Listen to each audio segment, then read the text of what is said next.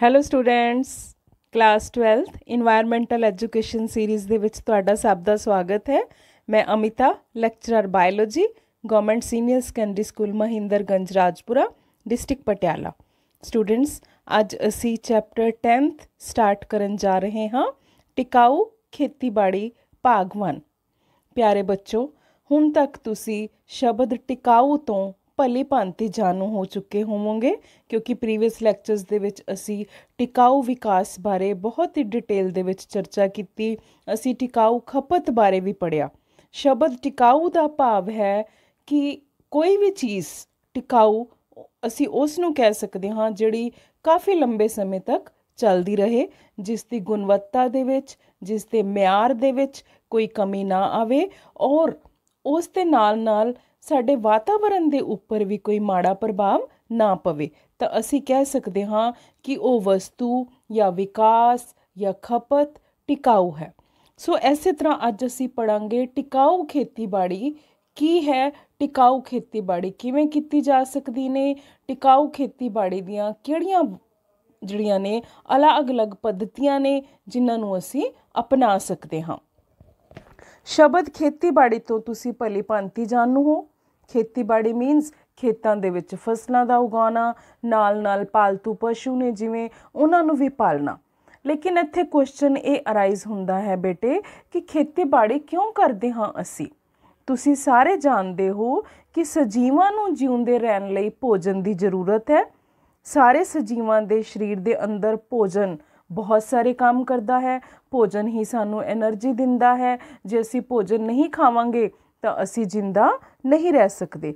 ਔਰ ਸਾਡੀ ਅਗਰ ਅਸੀਂ ਸੱਭਿਅਤਾ ਦੀ ਕਹਾਣੀ ਪੜ੍ਹੀਏ ਤਾਂ ਆਦਿ ਮਾਨਵ ਹੈ ਜਿਹੜਾ ਕਿ ਜਗ੍ਹਾ 'ਤੇ ਆਪਣੇ ਠਿਕਾਣੇ ਲੱਭਦਾ ਰਹਿੰਦਾ ਸੀ। ਜਦੋਂ ਤੋਂ ਉਸ ਨੂੰ ਖੇਤੀਬਾੜੀ ਦਾ ਪਤਾ ਚੱਲਿਆ, ਉਹ ਇੱਕ ਥਾਂ 'ਤੇ ਟਿਕ ਕੇ ਰਹਿਣ ਵਾਲਾ ਪ੍ਰਾਣੀ ਬਣ ਗਿਆ। ਖੇਤੀਬਾੜੀ ਸ਼ਬਦ ਵਿੱਚ ਲਾਤੀਨੀ ਭਾਸ਼ਾ ਦੇ ਸ਼ਬਦ ਐਗਰੀ ਮੀਨ ਫੀਲਡ ਭਾਵ ਖੇਤ, ਕਲਚਰ ਮੀਨਸ ਕਲਟੀਵੇਸ਼ਨ ਭਾਵ ਉਤਪਾਦਨ ਕਰਨਾ। ਸੋ ਖੇਤੀਬਾੜੀ ਇੱਕ ਅਜਿਹਾ ਵਿਗਿਆਨ ਹੈ ਜੋ ਮਨੁੱਖ ਲਈ ਲਾਭਦਾਇਕ ਪੌਦੇ ਉਗਾਉਣ ਲਈ ਅਤੇ ਜੰਤੂ ਪਾਲਣ ਦੇ ਨਾਲ ਸੰਬੰਧਿਤ ਹੈ। ਖੇਤੀਬਾੜੀ ਦੇ ਵਿੱਚ ਅਸੀਂ ਵੱਖ-ਵੱਖ ਤਰ੍ਹਾਂ ਦੀਆਂ ਫਸਲਾਂ ਵੀ ਉਗਾਉਂਦੇ ਹਾਂ ਔਰ ਉਹਦੇ ਨਾਲ ਅਸੀਂ ਜੰਤੂ ਪਾਲਣ ਦਾ ਧੰਦਾ ਵੀ ਕਰ ਸਕਦੇ ਹਾਂ। ਉਹ ਧਰਤੀ ਜਿੱਥੇ ਪੌਦੇ ਉਗਾਏ ਜਾਂਦੇ ਹਨ, ਜਿੱਥੇ ਫਸਲਾਂ ਉਗਾਈਆਂ ਜਾਂਦੀਆਂ ਹਨ, ਉਸ ਨੂੰ ਅਸੀਂ ਖੇਤ ਕਹਿੰਦੇ ਹਾਂ। ਔਰ ਉੱਗਣ ਵਾਲੀਆਂ ਫਸਲਾਂ ਉਸ ਖੇਤ ਦੇ ਵਿੱਚ, ਉਹਨਾਂ ਨੂੰ ਅਸੀਂ ਫਸਲੀ ਪੌਦੇ ਕਹਿੰਦੇ ਹਾਂ। ਸੋ ਬੇਟੇ, ਤੁਹਾਨੂੰ ਇਹ ਵੀ ਪਤਾ ਹੈ ਕਿ ਅਸੀਂ ਫਸਲਾਂ ਕਿੱਥੇ ਉਗਾਉਂਦੇ ਹਾਂ? ਭੂਮੀ ਦੇ ਵਿੱਚ। ਮਿੱਟੀ ਇੱਕ ਬਹੁਤ ਵਧੀਆ ਮਾਧਿਅਮ ਹੈ ਫਸਲਾਂ ਦੇ ਉਗਾਉਣ ਵਾਸਤੇ। ਅੱਜ ਕੱਲ੍ਹ ਹੋਰ ਵੀ ਬਹੁਤ ਤਰ੍ਹਾਂ ਦੀ ਟੈਕਨੋਲੋਜੀ ਡਿਵੈਲਪ ਹੋ ਚੁੱਕੀ ਹੈ। ਅਸੀਂ ਪਾਣੀ ਦੇ ਵਿੱਚ ਵੀ ਫਸਲਾਂ ਗਰੋ ਕਰ ਸਕਦੇ ਹਾਂ। ਲੇਕਿਨ ਮਿੱਟੀ ਦਾ ਜਿਹੜਾ ਹੈ ਬਦਲ, ਉਹ ਅੱਜ ਤੱਕ ਕੋਈ ਹੋਰ ਚੀਜ਼ ਨਹੀਂ ਹੋ ਸਕੀ ਹੈ ਔਰ ਨਾ ਹੀ ਹੋ ਸਕਦੀ ਹੈ। ਸੋ ਫਸਲਾਂ ਲਈ ਭੂਮੀ ਦਾ ਬਹੁਤ ਹੀ ਮਹੱਤਵ ਹੈ। ਧਰਤੀ ਦੀ ਸਭ ਤੋਂ ਉੱਪਰਲੀ ਪੇਪੜੀ ਨੂੰ ਅਸੀਂ ਕੀ ਕਹਿੰਦੇ ਹਾਂ? ਭੂਮੀ ਕਹਿੰਦੇ ਹਾਂ। ਪੌਦਿਆਂ ਅਤੇ ਜੰਤੂਆਂ ਦੇ ਬਚੇ ਖੁਚੇ ਤੇ ਮਰੇ ਹੋਏ ਹਿੱਸੇ ਇਸ ਤਹਿ ਵਿੱਚ ਮੌਜੂਦ ਹੁੰਦੇ ਹਨ। ਜਿਹੜੇ ਜੀਵ ਜੰਤੂ ਮਰ ਜਾਂਦੇ ਹਨ ਜਾਂ ਦੱਬੇ ਜਾਂਦੇ ਹਨ, ਪੌਦਿਆਂ ਦੇ ਜਿਹੜੇ ਮੁਰਝਾਏ ਹੋਏ ਪੱਤੇ ਨੀਚੇ ਗਿਰਦੇ ਨੇ, ਟਹਿਣੀਆਂ ਗਿਰਦੀਆਂ ਨੇ, ਉਹ ਸਭ ਉੱਪਰਲੀ ਤਹਿ ਦੇ ਉੱਪਰ ਜੰਮਦੀਆਂ ਰਹਿੰਦੀਆਂ ਹਨ। ਭੂਮੀ ਵਿੱਚ ਕਾਰਬਨਿਕ ਪਦਾਰਥ ਅਤੇ ਅਕਾਰਬਨਿਕ ਪਦਾਰਥ ਦੋਨੋਂ ਤਰ੍ਹਾਂ ਦੇ ਮਿਸ਼ਰਣ ਪਾਏ ਜਾਂਦੇ ਹਨ ਔਰ ਇਸ ਦੇ ਵਿੱਚ ਹਵਾ ਵੀ ਹੁੰਦੀ ਹੈ, ਭੂਮੀ ਵਿੱਚ ਪਾਣੀ ਵੀ ਹੁੰਦਾ ਹੈ। ਮਿੱਟੀ ਦੀ ਸਟੱਡੀ ਨੂੰ ਪੈਡੋਲੌਜੀ ਕਹਿੰਦੇ ਹਨ। ਹੁਣ ਮਿੱਟੀ ਦੀ ਸਟੱਡੀ, ਮਿੱਟੀ ਬਾਰੇ ਅਸੀਂ ਕੀ ਜਾਣਨਾ ਚਾਹਾਂਗੇ? ਅਸੀਂ ਦੇਖਾਂਗੇ ਕਿ ਇੱਕ ਚੰਗੀ ਭੂਮੀ, ਇੱਕ ਚੰਗੀ ਮਿੱਟੀ ਦੇ ਵਿੱਚ ਖਣਿਜੀ ਪਦਾਰਥ ਹੋਣੇ ਚਾਹੀਦੇ ਨੇ। 50 ਤੋਂ 60% ਤੱਕ ਖਣਿਜੀ ਪਦਾਰਥ ਹੋਣੇ ਚਾਹੀਦੇ ਨੇ। ਕਾਰਬਨਿਕ ਪਦਾਰਥ, ਆਰਗੈਨਿਕ ਮੈਟਰ ਹੋਣਾ ਚਾਹੀਦਾ 7 ਤੋਂ 10%। ਭੂਮੀ ਵਿੱਚ ਪਾਣੀ ਹੋਣਾ ਚਾਹੀਦਾ, ਯਾਨੀ ਕਿ ਭੂਮੀ ਨਮੀ ਉਹਦੇ ਵਿੱਚ ਹੋਣੀ ਚਾਹੀਦੀ ਹੈ 25 ਤੋਂ 35%। ਭੂਮੀ ਵਿੱਚ ਹਵਾ ਵੀ ਹੋਣੀ ਚਾਹੀਦੀ ਹੈ 15 ਤੋਂ 25% ਤੱਕ। ਅਗਰ ਇਹ ਇੰਨੇ ਪਰਸੈਂਟੇਜ ਦੇ ਵਿੱਚ ਇਹ ਚੀਜ਼ਾਂ ਮਿੱਟੀ ਦੇ ਵਿੱਚ, ਭੂਮੀ ਦੇ ਵਿੱਚ ਮੌਜੂਦ ਹੈ ਤਾਂ ਉਹ ਭੂਮੀ ਫਸਲਾਂ ਦੇ ਵਾਸਤੇ ਬਹੁਤ ਹੀ ਲਾਭਕਾਰੀ ਹੈ। ਚਿਕਨੀ ਮਿੱਟੀ, ਰੇਤ, ਕੰਕਰ ਅਤੇ ਚਟਾਨ ਭੂਮੀ ਵਿੱਚ ਮੌਜੂਦ ਅਕਾਰਬਨਿਕ ਪਦਾਰਥ ਹਨ ਜਿਹੜੇ ਕਿ जिन्होंने असी नॉन लिविंग थिंग्स भी कह सकते हैं। जदों कि भूमि विच कार्बनिक पदार्थ ने जिवें सजीव अते निर्जीव पौद्यां ते जंतुआं तो बनता है। जिवें असीं कहा कि डैड प्लांट्स एंड एनीमल्स ने जिहड़े जदों मिट्टी दे विच दबे जांदे ने ते उन्हां दे नाल ऑर्गेनिक मैटर भूमि दे विच इकट्ठा हो जाता है। इस तो इलावा सजीव कीड़े गंडोए अते सूखम जीव भी मिट्टी दे विच पाए जाते हैं। ये साडे ईकोसिस्टम का साडे परिस्थितिक प्रबंध का बहुत ही इंपॉर्टेंट हिस्सा हैं। सजीव भूमि का मतलब कि भूमि दे विच किन्ने लिविंग ऑर्गेनिजम्स ने। तुसीं जान के हैरान होवोगे स्टूडेंट्स कि भूमि विचले जीवां का महत्व बहुत ही ज़्यादा है। अगर असी कहिए कि भूमि दे विच लिविंग ऑर्गेनिजम्स नहीं होने चाहिए तो असी उत्थे फिर खेतीबाड़ी भी नहीं कर सकते, वो भूमि बंजर होएगी।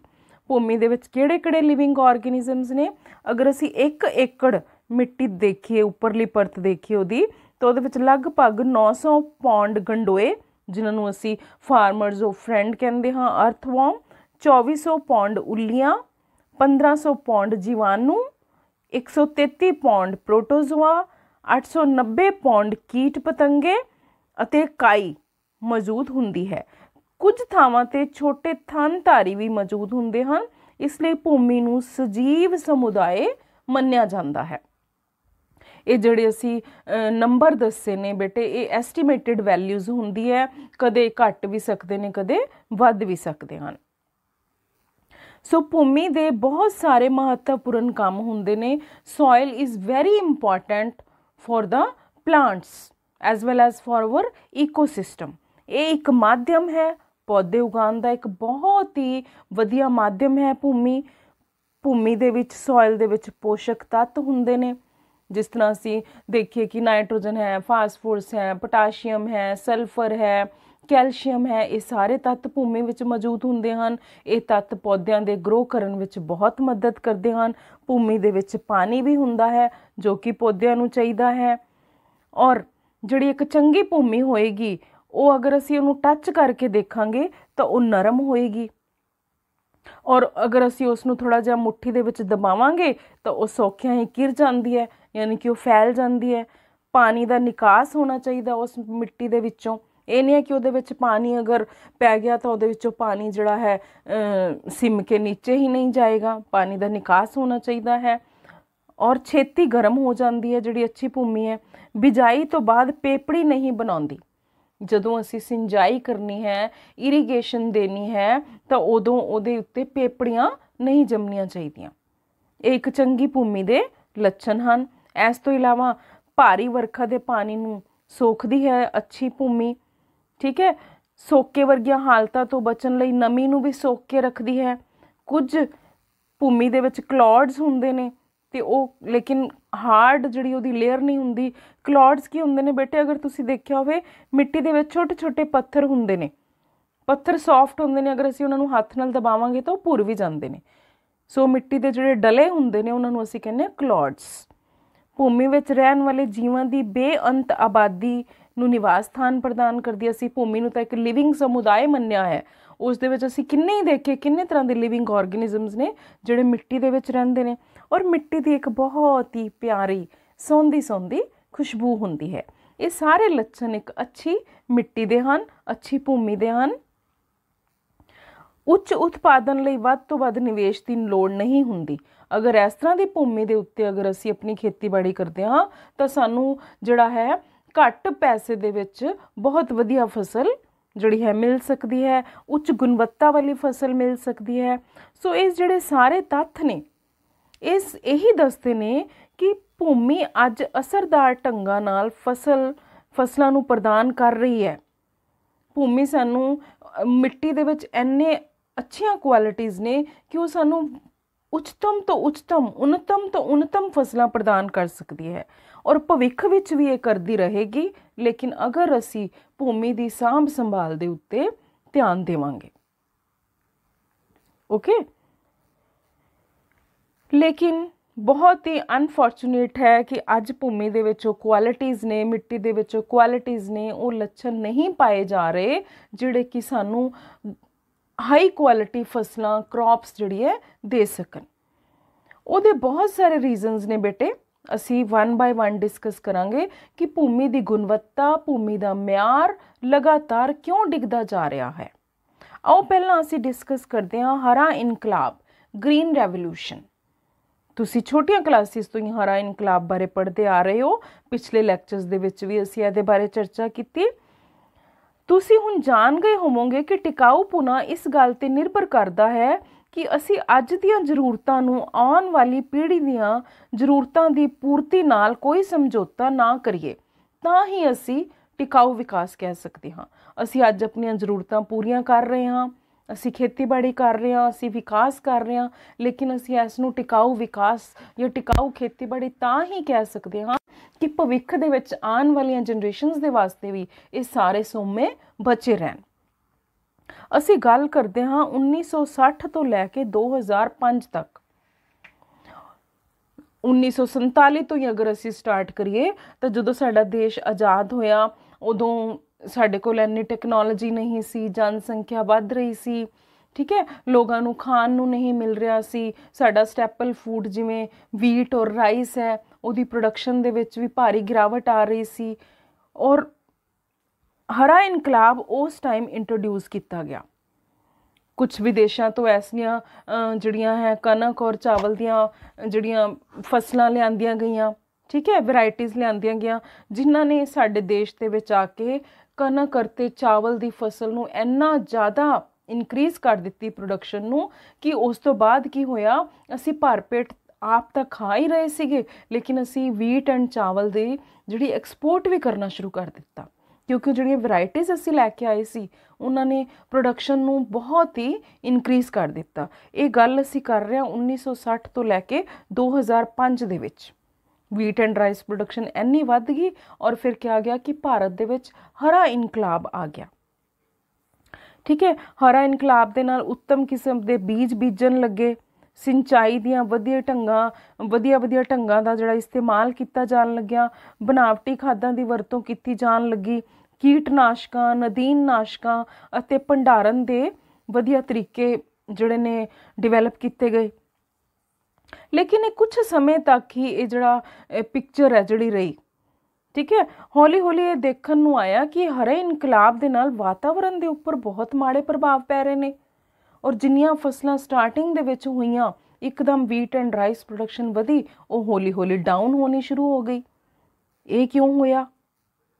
ਉਹਦੇ ਵੀ ਬਹੁਤ ਸਾਰੇ ਰੀਜ਼ਨ ਨੇ।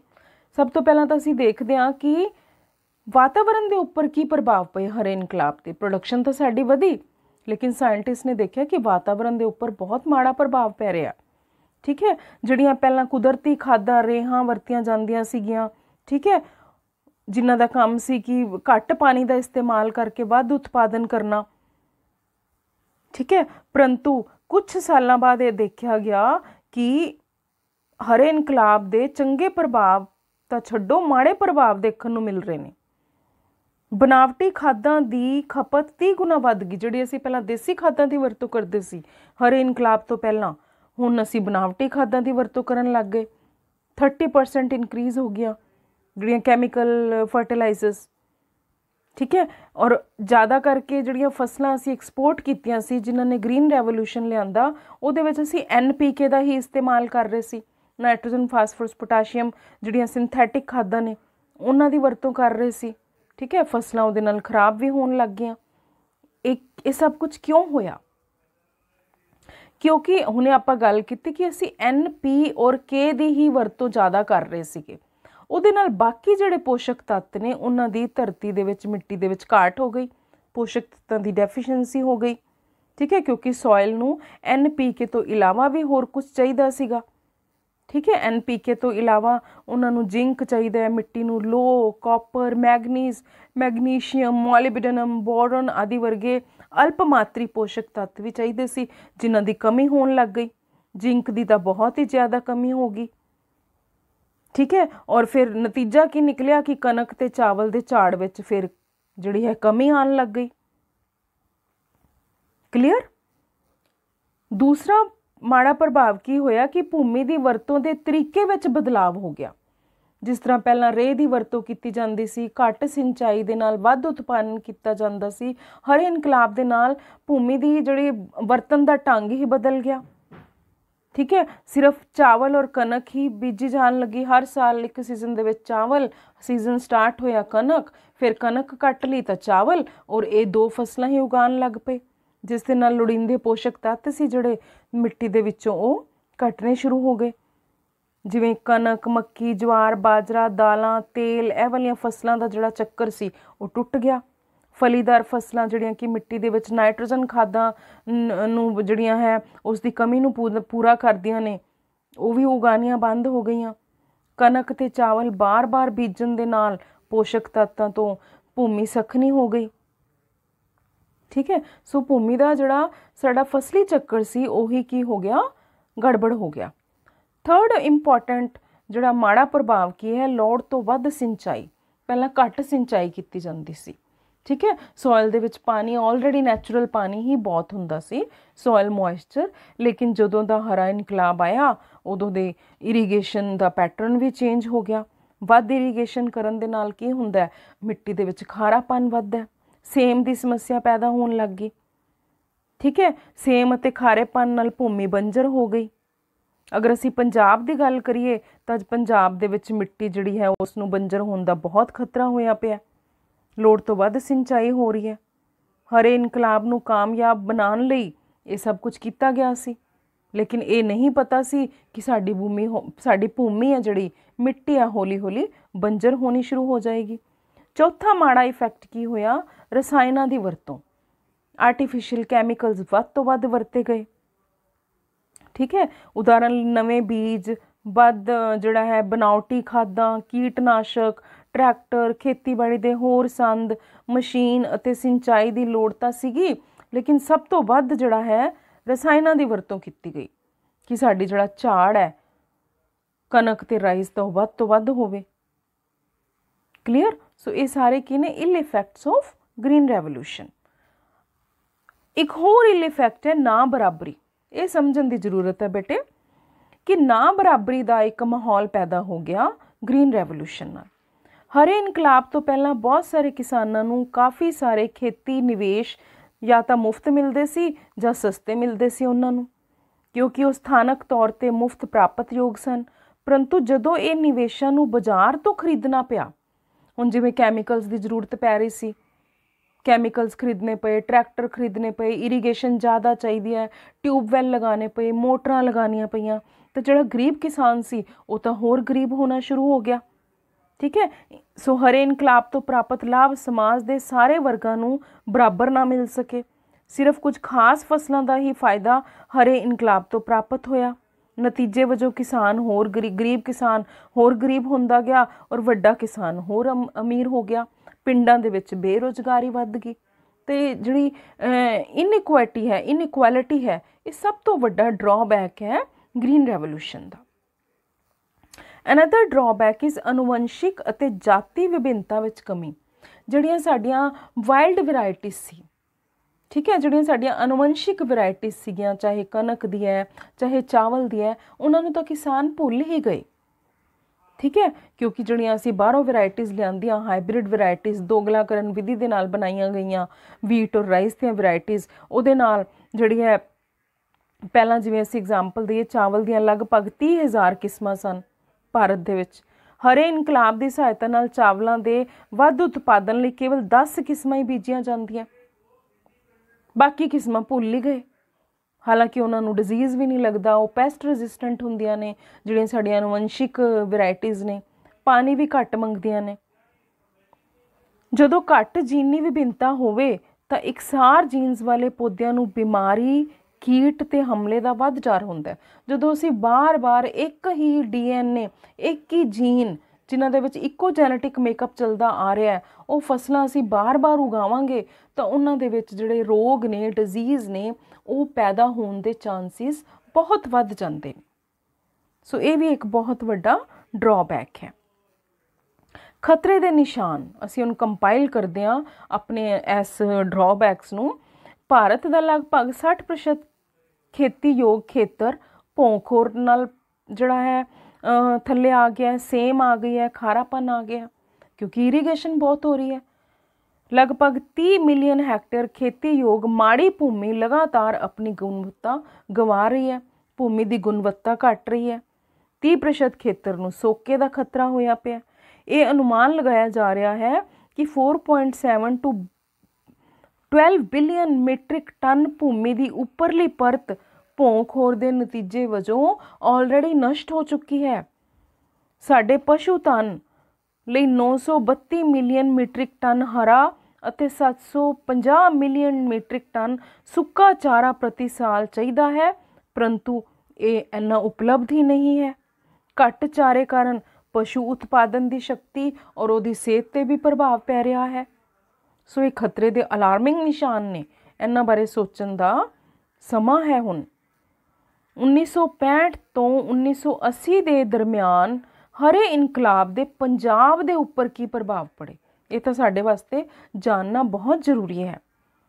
ਚਾਵਲ ਦੀ ਉਪਜ 292 ਤੋਂ 3228,000 ਮੈਟ੍ਰਿਕ ਟਨ ਵੱਧ ਗਈ, ਇਹ ਲਾਭ ਹੋਇਆ। ਕਣਕ ਦੀ ਉਪਜ 1916 ਤੋਂ 7694,000 ਮੀਟ੍ਰਿਕ ਟਨ ਵੱਧ ਗਈ, ਲਾਭ ਹੋਇਆ। ਠੀਕ ਹੈ, ਕਿਸ ਕੀਮਤ ਤੇ ਲਾਭ ਹੋਇਆ? ਦਾਲਾਂ ਦੇ ਉਤਪਾਦਨ ਵਿੱਚ 370 ਤੋਂ 150,000 ਮੈਟ੍ਰਿਕ ਟਨ ਦੀ ਕਮੀ ਆ ਗਈ, ਦਾਲਾਂ ਦਾ ਉਤਪਾਦਨ ਘਟ ਗਿਆ। ਤੇਲ ਬੀਜਾਂ ਦੇ ਉਤਪਾਦਨ ਵਿੱਚ ਵੀ ਕਮੀ ਆ ਗਈ, ਤੇਲ ਦੇ ਬੀਜ ਬੀਜਣੇ ਬੰਦ ਕਰ ਦਿੱਤੇ। ਚਾਵਲ ਤੇ ਕਣਕ ਦੀ ਇੱਕ ਫਸਲੀ ਕਿਸਮ ਕਾਰਨ ਅਨੁਵੰਸ਼ਿਕ ਵਿਭਿੰਨਤਾ ਦੀ ਬਰਬਾਦੀ ਹੋ ਗਈ। ਚਾਵਲ ਦੀ ਇੱਕ ਫਸਲੀ ਕਿਸਮ ਕਾਰਨ 40 ਤੋਂ ਵੱਧ ਬਿਮਾਰੀਆਂ ਨੇ ਜਿਹੜੀਆਂ ਉਹ ਚਾਵਲ ਦੀਆਂ ਫਸਲਾਂ ਦੇ ਵਿੱਚ ਆ ਗਈਆਂ। ਭੂਮੀ ਦਾ ਖਾਰਾਪਨ ਵੱਧ ਗਿਆ, ਭੂਮੀ ਦਾ ਜ਼ਹਿਰੀਲਾਪਨ ਵੱਧ ਗਿਆ। 2.6 ਲੱਖ ਹੈਕਟੇਅਰ ਦੇ ਵਿੱਚ ਅੱਜ ਸੇਮ ਦੀ ਸਮੱਸਿਆ ਹੈ, ਅਗਰ ਅਸੀਂ ਪੰਜਾਬ ਦੀ ਗੱਲ ਕਰੀਏ। ਠੀਕ ਹੈ, ਸੋ ਇਹ ਹਰੇ ਇਨਕਲਾਬ ਦੇ ਪੰਜਾਬ ਦੇ ਉੱਪਰ ਮਾੜੇ ਪ੍ਰਭਾਵ ਨੇ। ਤਾਂ ਫਿਰ ਇੱਥੇ ਸਾਨੂੰ ਹੁਣ ਟਿਕਾਊ ਖੇਤੀਬਾੜੀ ਬਾਰੇ ਸੋਚਣਾ ਹੀ ਪਏਗਾ ਕਿ ਅਸੀਂ ਕਿਉਂ ਨਾ ਟਿਕਾਊ ਖੇਤੀਬਾੜੀ ਕਰੀਏ। ਕਿਸੇ ਫਸਲ ਨੂੰ ਖੇਤ ਵਿੱਚ ਕਾਮਯਾਬੀ ਨਾਲ ਉਗਾਉਣ ਲਈ ਜੋ ਵੱਖ-ਵੱਖ ਕਿਰਿਆਵਾਂ ਕੀਤੀਆਂ ਜਾਂਦੀਆਂ ਨੇ ਉਹਨਾਂ ਨੂੰ ਖੇਤੀ ਪੱਤੀਆਂ ਕਹਿੰਦੀਆਂ ਨੇ। ਅਸੀਂ ਛੋਟੀਆਂ ਕਲਾਸਿਸ ਵੀ ਪੜ੍ਹਨੀਆਂ, ਹਲ ਵਾਹੁਣਾ, ਠੀਕ ਹੈ, ਫਿਰ ਡਰਿਲਿੰਗ ਕਰਨੀ, ਬੀਜ ਪਾਣੇ, ਸਿੰਚਾਈ ਕਰਨੀ, ਜਿਹੜੀਆਂ ਆਰਗੈਨਿਕ ਖਾਦਾਂ ਪਾਉਣੀਆਂ, ਇਹ ਸਾਰੀਆਂ ਖੇਤੀਬਾੜੀ ਦੀਆਂ ਪੱਧਤੀਆਂ ਨੇ। ਭੂਮੀ ਦੀ ਤਿਆਰੀ, ਬੀਜ ਬੀਜਣਾ, ਰੇਹ ਤੇ ਖਾਦ ਮਿਲਾਣਾ, ਸਿੰਚਾਈ, ਨਦੀਨਾਂ ਤੇ ਕਾਬੂ, ਫਸਲ ਦੀ ਸਾਂਭ ਸੰਭਾਲ, ਕਟਾਈ, ਗਹਾਈ, ਦਾਣੇ ਕੱਢਣਾ, ਇਹ ਤੁਸੀਂ 9th and 10th ਕਲਾਸ ਦੇ ਵਿੱਚ ਵੀ ਇਹ ਚੈਪਟਰ ਪੜ੍ਹ ਕੇ ਆਏ ਹੋ। ਫਿਰ ਦਾਣਿਆਂ ਦਾ ਭੰਡਾਰ ਕਰਨਾ, ਫਸਲਾਂ ਦੀ ਅਦਲਾ ਬਦਲੀ ਕਰਨੀ, ਮਿਸ਼ਰਤ ਫਸਲੀ ਉਗਾਉਣੀ, ਬਹੁ ਫਸਲੀ ਉਗਾਉਣੀ, ਇਹ ਬਹੁਤ ਹੀ ਅੱਛੀਆਂ ਪੱਧਤੀਆਂ ਹਨ ਖੇਤੀਬਾੜੀ ਦੀਆਂ। ਸੰਸਾਰ ਭਰ ਵਿਚਲੀਆਂ ਖੇਤੀ ਪ੍ਰਕਿਰਿਆਵਾਂ ਧਰਤੀ ਦੇ ਸਰੋਤਾਂ ਦੇ ਟਿਕਾਊ ਪੁਣੇ ਉੱਪਰ ਲੋੜ ਤੋਂ ਵੱਧ ਦਬਾਅ ਪਾ ਰਹੀਆਂ ਨੇ। ਲੇਕਿਨ ਹੁਣ ਇਹ ਕੁਐਸਚਨ ਇਹ ਉੱਠਦਾ ਹੈ ਕਿ ਵੱਧਦੀ ਜਨਸੰਖਿਆ ਕਰਕੇ ਜਿਹੜੀ ਮਿੱਟੀ ਦੀ ਕੈਰਿੰਗ ਕੈਪੈਸਿਟੀ ਹੈ ਉਹ ਇੰਨੀ ਨਹੀਂ ਹੈ ਕਿ ਉਹ ਇੰਨੀ ਜਨਸੰਖਿਆ ਦਾ ਪੇਟ ਭਰ ਸਕੇ, ਇੰਨੀਆਂ ਫਸਲਾਂ ਉਗਾ ਸਕੇ। ਠੀਕ ਹੈ, ਸੋ ਟਿਕਾਊ ਖੇਤੀਬਾੜੀ ਦੀ ਫਿਰ ਜ਼ਰੂਰਤ ਹੈ। ਜਦੋਂ ਅਸੀਂ ਖੇਤੀਬਾੜੀ ਦੀ ਗੱਲ ਕਰਦੇ ਹਾਂ ਤਾਂ ਟਿਕਾਊਪੁਣਾ ਹੀ ਇੱਕ ਅਜਿਹਾ ਵਿਸ਼ਾ ਹੈ ਜੋ ਤੇਜ਼ੀ ਨਾਲ ਵੱਧ ਰਹੀ ਮਨੁੱਖੀ ਜਨਸੰਖਿਆ ਦੀ ਜ਼ਰੂਰਤਾਂ ਨੂੰ ਪੂਰਾ ਕਰ ਸਕਦਾ ਹੈ ਅਤੇ ਆਉਣ ਵਾਲੀ ਜਨਰੇਸ਼ਨ ਵਾਸਤੇ ਵੀ ਜਿਹੜਾ ਹੈ ਬਚਾ ਕੇ ਰੱਖ ਸਕਦਾ ਹੈ। ਖੇਤੀਬਾੜੀ ਤਾਂ ਹੀ ਟਿਕਾਊ ਹੈ ਜਦੋਂ ਅਸੀਂ ਪ੍ਰਸਥਿਤਿਕ ਤੌਰ 'ਤੇ ਸਹੀ ਹੋਈਏ, ਯਾਨੀ ਕਿ ਅਸੀਂ ਆਪਣੇ ਵਾਤਾਵਰਨ ਨੂੰ ਬਿਲਕੁਲ ਨੁਕਸਾਨ ਨਾ ਪਹੁੰਚਾਈਏ, ਆਰਥਿਕ ਤੌਰ 'ਤੇ ਮਜ਼ਬੂਤ ਹੋਈਏ, ਜਿਉਣ ਯੋਗ ਸਮਾਜਿਕ ਵਾਤਾਵਰਨ ਹੋਣਾ ਚਾਹੀਦਾ ਹੈ, ਸੱਭਿਆਚਾਰਿਕ ਤੌਰ 'ਤੇ ਵੀ ਅਸੀਂ ਉਚਿਤ ਹੋਈਏ, ਅਸੀਂ ਆਪਣੇ ਸੱਭਿਆਚਾਰ ਨੂੰ ਕਦੇ ਨਾ ਭੁੱਲੀਏ ਅਤੇ ਸੱਚੀ ਵਿਗਿਆਨਿਕ ਪਹੁੰਚ 'ਤੇ ਆਧਾਰਿਤ ਹੋਵੇ। ਵਿਗਿਆਨ ਜਿਹੜਾ ਹੈ ਉਹ ਮਨੁੱਖ ਦੇ ਭਲੇ ਵਾਸਤੇ ਬਣਿਆ ਹੈ ਅਗਰ ਅਸੀਂ ਉਸ ਨੂੰ ਗੁੱਡਵਿਲ ਨਾਲ ਯੂਜ਼ ਕਰਦੇ ਹਾਂ ਤਾਂ। ਟਿਕਾਊ ਖੇਤੀਬਾੜੀ ਤੋਂ ਭਾਵ ਖੇਤ ਦੀ ਉਸ ਯੋਗਤਾ ਤੋਂ ਹੈ ਜਿਸ ਰਾਹੀਂ ਅਸੀਂ ਲੰਬੇ ਸਮੇਂ ਤੱਕ ਭੋਜਨ ਉਤਪਾਦਨ ਕਰ ਸਕਦੇ ਹਾਂ ਅਤੇ ਪ੍ਰਸਥਿਤਿਕ ਪ੍ਰਬੰਧ ਦੇ ਉੱਤੇ ਕੋਈ ਮਾੜਾ ਪ੍ਰਭਾਵ ਨਾ ਹੋਵੇ, ਉਸ ਨੂੰ ਅਸੀਂ ਟਿਕਾਊ ਖੇਤੀਬਾੜੀ ਕਹਿੰਦੇ ਹਾਂ, ਜੋ ਕਿ ਸਾਡੀ ਅੱਜ ਦੇ ਸਮੇਂ ਦੀ ਜ਼ਰੂਰਤ ਹੈ। ਟਿਕਾਊ ਖੇਤੀਬਾੜੀ ਦੀਆਂ ਕਿਹੜੀਆਂ ਪ੍ਰਕਿਰਿਆਵਾਂ ਹੋ ਸਕਦੀਆਂ ਨੇ, ਕਿਹੜੇ-ਕਿਹੜੇ ਤੱਤ ਹੋ ਸਕਦੇ ਨੇ? इसलिए बहुत सारिया प्रक्रियावां जिवें कि हानिकारक कीटां दा प्रबंधन होना चाहिए है, फसलों की अदला बदली होनी चाहिए है तां जो हानिकारक कीटां तो नुकसान घट होवे, फसल की सेहत विच सुधार होना चाहिए है, भौं-खोर विच कमी होनी चाहिए है, फलीदार फसलों के संबंध विच भूमि विच नाइट्रोजन का स्थिरीकरण होना चाहिए है। जिवें फलीदार पौद्यां दी जड़ां विच नाइट्रोजन स्थिरीकरण वाला एक जीवाणु हुंदा है राइजोबियम। सो फसल चक्कर दे विच एक बारी फलीदार पौधा का उगाना बहुत जरूरी है। ठीक है, नदीना ते काबू पाने दियां प्रक्रियावां होनियां चाहिए ने जिन्हां दे विच असीं कैमिकल पैसटीसाइड्स की वरतों ना करिए। टिकाऊ खेती एक कोशिश है जिस राहीं असीं भौं खोर नूं हल लवाउण दियां नवीआं तकनीकां की वरतों करके पानी की वरतों नूं बनावटी खादां अते कीटनाशकां की घट वरतों नाल ही घटाया जा सकता है। ये टिकाऊ खेतीबाड़ी दे कुछ प्रक्रियावां ने जिहड़ियां अमल विच लिआनियां चाहीदियां हन। टिकाऊ खेती दे कुछ मुढ़ले सिद्धांत की ने? की सिद्धांत दे उत्ते टिकाऊ खेतीबाड़ी खड़ी है? लंबे अरसे तक खेती का उत्पादन बनिया रहे तां ही असीं टिकाऊ कह सकते हाँ। कुदरती स्रोतां दे आधारां नाल संबंधित परिस्थितिक प्रबंधन उपर उल्टे प्रभावां तो बचिया जा सके या उन्हां नूं घट कीता जा सके।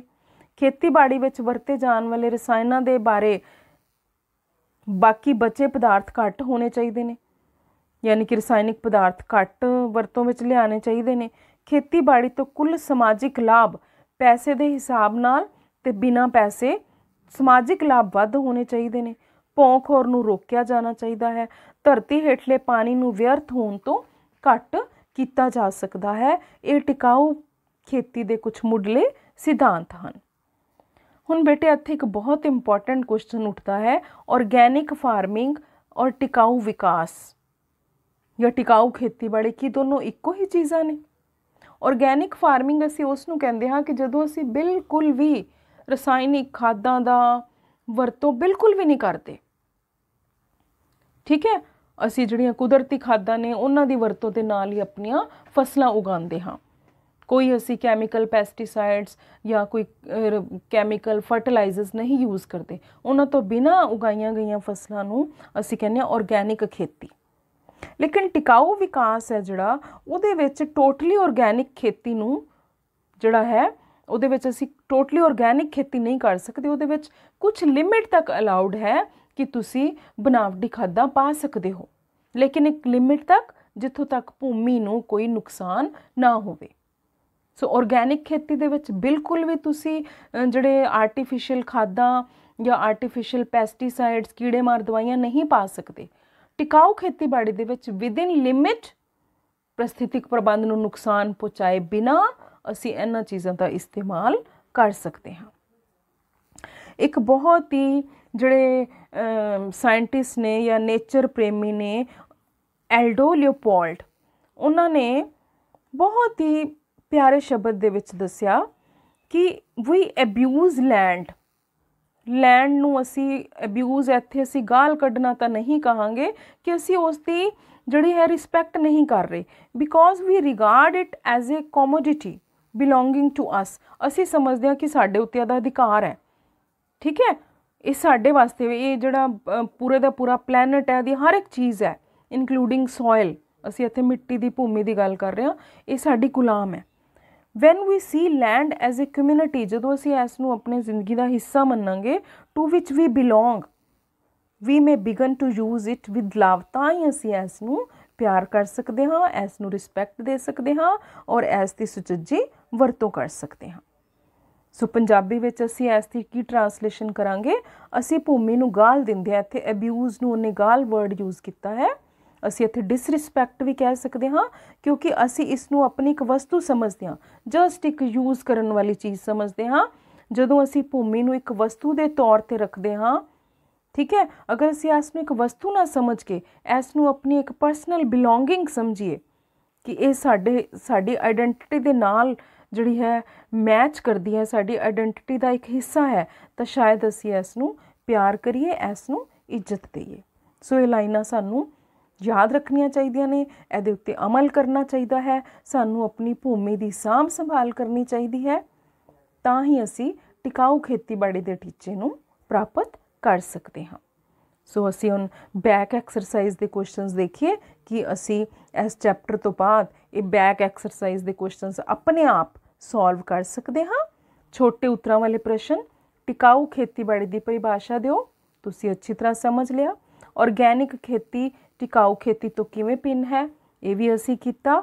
हरे इनकलाब की क्यों लोड़ सी, ये भी असी कीता। भूमि का पौद्यां लई की महत्व है, ये भी असी पढ़ चुके हाँ। भूमि की सांभ संभाल की की लोड़ है, ये भी तुसी सारे अच्छी तरह समझ चुके हो। लंबे उत्तरां वाले प्रश्न, लॉन्ग आंसर टाइप क्वेश्चनस, टिकाऊ खेती की की जरूरत है। स्टूडेंट्स तुसी ये क्वेश्चनस पॉइंट वाइज लिख सकते हो, घट्टो घट्ट तुसी इहदे 10 पॉइंट्स बना सकते हो। टिकाऊ खेती दीयां कुछ प्रक्रियावां बारे लिखो जिहड़ियां असीं पद्धतियां कीतियां, इहदे भी तुसी पॉइंट बना के आंसर लिख सकते हो। हरे इनकलाब के वातावरण उपर कुछ प्रभावां दा वर्णन करो, इसनूं भी तुसी पॉइंट्स दे विच हैडिंग दे के लिख सकते हो। हरे इनकलाब के मुढ़ले तत्त की हन, यानी कि सिद्धांत की हन इसते, ये भी असी पढ़े। भूमि किवें प्रदूषित हुंदी है अते इसकी सांभ संभाल किवें कीती जांदी है, बहुत ही इंपॉर्टेंट क्वेश्चन है, बहुत ईजिली तुसी अटैम्प्ट कर सकते हो। Is it clear? So okay students, अज दे लैक्चर विच बस इन्ना ही। We will meet in the next lecture with a new chapter. Till then, study well, learn well, and have a nice day. Thank you.